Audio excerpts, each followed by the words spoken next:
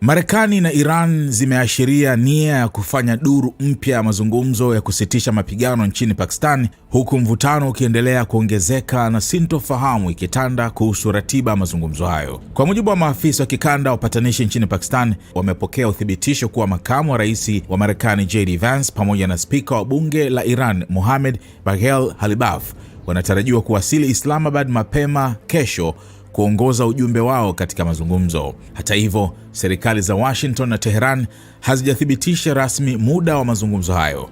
Televisheni ya taifa ya Iran imekanusha kuwa kuna maafisa wake walioko katika mji mkuu wa Pakistan kwa sasa, jambo linaloongeza mashaka kuhusu mkutano huo. Maendeleo haya yanakuja wakati ambapo makubaliano ya kusitisha mapigano ya wiki mbili yaliyositisha vita vilivyoanza baada ya mashambulizi ya Marekani na Israel Februari 28 yanatarajiwa kumalizika Jumatano. Wakati huo huo, rais wa Marekani Donald Trump ameishutumu Iran kwa kukiuka makubaliano hayo mara kadhaa. Katika ujumbe wake kwenye Truth Social, Trump aliandika, Iran imekiuka makubaliano ya kusitisha mapigano mara nyingi.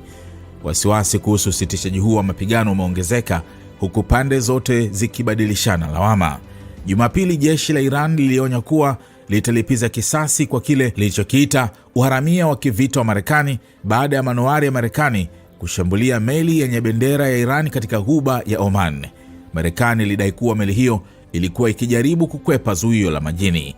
Kwa upande wake, makao makuu ya jeshi la Iran ililaani operesheni hiyo kama ukiukwaji wa makubaliano ya kusitisha mapigano, hali inayozidi kuweka shinikizo katika juhudi za kidiplomasia.